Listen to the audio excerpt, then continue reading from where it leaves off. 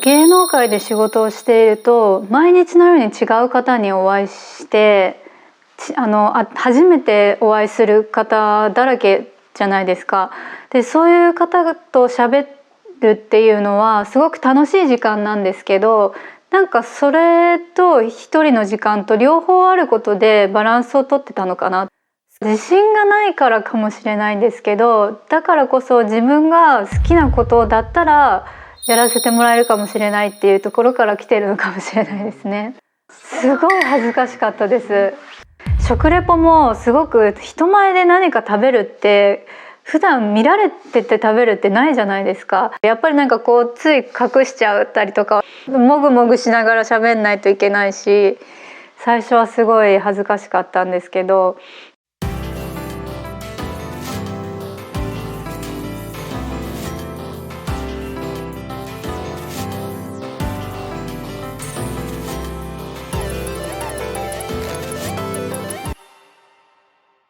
タレントさんってなんか不思議な仕事ですもんね。はじめましてっつって、なんかいろいろ聞き出したりしなくちゃいけないから、力量も言いますもんね。なんか、例えば釣りを経験してる人のがっつりな話聞き出しやすいとか。それはすごくありますね。自分の中に引き出しがあればあるほど相手のお話を引き出せるっていうのはありますね。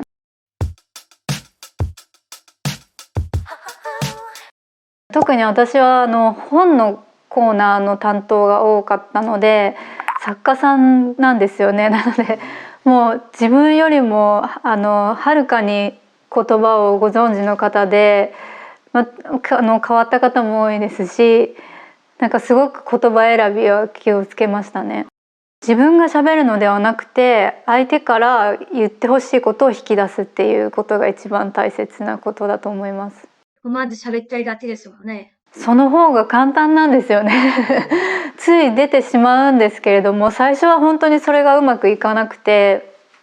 でも相手から言ってほしい言葉を引き出すってすごく難しいことでした。本当に朝から4時間半生放送をして家に帰ってからもう一回4時間半オンエア録画を見るっていうのを結構初めの1年ぐらいはもう毎週必ずやっていて、もう反省の日々でしたね。まずは自分はすごく感情を出してるつもりだったんですけど、全然それが伝わっていなかったというか、なんか大げさにする必要はないんですけども、なんか自分が伝えたいのがこれぐらいだとしたらもう全然このぐらいしか伝わってなかったっていうのにびっくりして、こんなに感情っていうのは意識しないと伝わらないものなんだっていうところにびっくりしましたね。結構芸人さんと一緒にロケに行くことも多かったですし、リポーターの先輩方もやっぱりカメラが回ったらそれまで喋ってた雰囲気とはまたちょっと違う感じでお話を始めるので、なんかその中で一人だけ最初は本当になんか小さくなってましたね。いやもうただスイッチを入れるだけですよね。あと一緒にやってるみんなも一緒にスイッチが入るので、そこに助けられて自分も引っ張られてだんだんできるようになっていったって感じですかね。つまり恥ずかしさみたいな、なんか拭わなくちゃいけない。そうですね。最初はすごい恥ずかしかったですね。食レポもすごく人前で何か食べるって普段見られてて食べるってないじゃないですか。すごく恥ずかしかったんですけど、もうだんだんなんか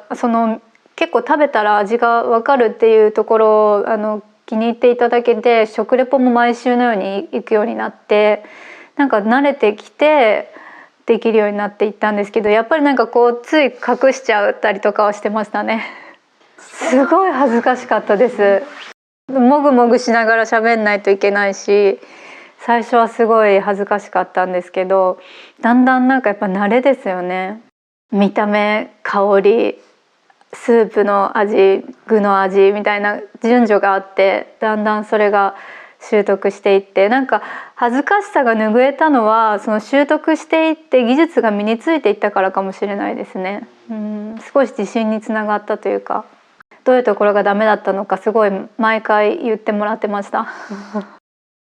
本のコーナーで、いろいろちょっと難しい相手とか、その人たちが何かを引き出すとか、あるいはちょっと意外な答えでもいいから引き出すとか、どんな工夫とか努力をされました？例えば浅田次郎さんとかそういった大変大御所の方々にインタビューする機会もあったし、直木賞とか芥川賞を取られた方にインタビューする機会もあって、本当に緊張してたんですけれども、そういう時に一番大切だったのは準備をしっかりしていくことでした。その方の過去の作品も読んでなかったらちゃんと読むようにしたりとか、しっかり準備していくことで自分も自信を持ってインタビューできるようになりましたし、なんか読んでなかったらもう絶対に分かってしまうんですよね、相手になのでしっかり準備はしていくようにしてましたね。その時に、じゃあ、佐田次郎さんってなったら、作品がしっかりやるじゃないですか。そうですね。ディレクターさんと相談して、こっちの作品もきちんと理解していった方がいいねっていうことで読んでいったりとかしてました。ただ自分が本当に本が好きだったので、幼い時から本が好きだったので読むのは苦じゃなかったですし、後半の方は結構自分が会いたい作家さんをリクエストしてディレクターさんにぜひこの方をインタビューさせてくださいって言ってインタビューしてたので、もう熱量はすごいあったと思います。その中で、この人を取材できたみたいな、話せて嬉しかった作家さんってどんなったんですか？山本文夫さんってご存知ですか？山本文夫さんとか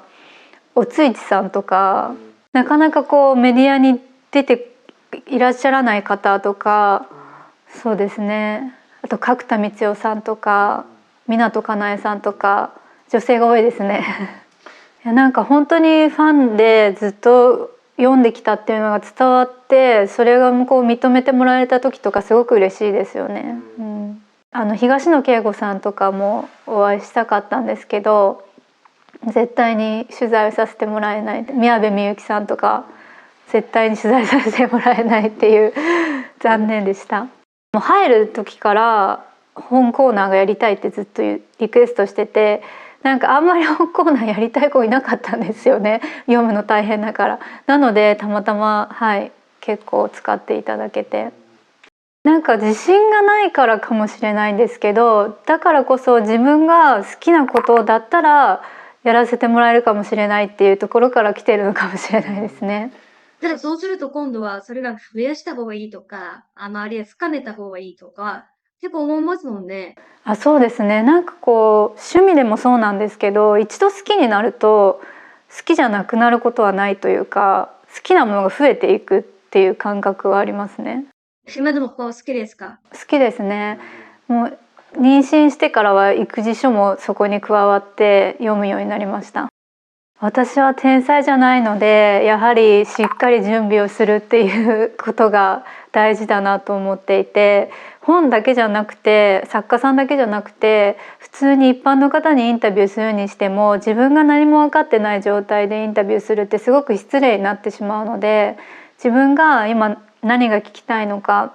どうしてそれが聞きたいのか、どういう答えを言っていただきたいのかっていうのを想定してきちんと準備すれば、誰でもきっとリポーターはできるかなと思います。そうなんですよ。そうなんですよね。変に真面目なんですよね。なんかそうですね、同年代のディレクターさんと結構仕事する機会が多かったので、なんかこうチームっていう感じで、台本の内容とかもどう思うとか相談してくれたりとかして、なんかその「王様のブランチ」っていう番組をやってたんですけれども、一リポーターっていうだけじゃなくて一個のそのコーナーを作る仲間として結構頼ってもらえたのはすごく嬉しかったですね。やっぱりね、作るからには私もいいものが作りたいなっていう気持ちでいましたし、一つの番組に長く関わってたっていうのもあるんですけど、やっぱりディレクターさんの気持ちもすごく分かるようになって、なんか一緒にいいもの作ろうっていう空気になってましたね。いや、昔はありましたね。やっぱり姉の方が先に仕事をしていたので、やっぱりどうしても後から出てきたっていうことで比較されることはありましたけど、でもちょっとタイプが違うというか、性格も全然違うし、やってることもちょっと違ったので、なんか実際仕事するようになってからは仕事する前の方がなんか気になってたかなっていうのはありますね。いや、だから姉のことはすごい尊敬してます。MC って大変だろうなと思ってエルナさんはこの舞台系とかドラマとかを答えね、でも真面目な場合こなすか。いやでも真面目なだけじゃやっぱりできない、才能がないとなかなか難しいとは思いますね。やっぱりそれこそスイッチを入れる仕事なので、なかなかそれがうまくできなかったりはしましたね。なんかすごく自分が慣れないお仕事とか慣れない人格になれるっていうところにすごい魅力を感じるので、これからももしそういう需要があるんであればやりたいなと思います。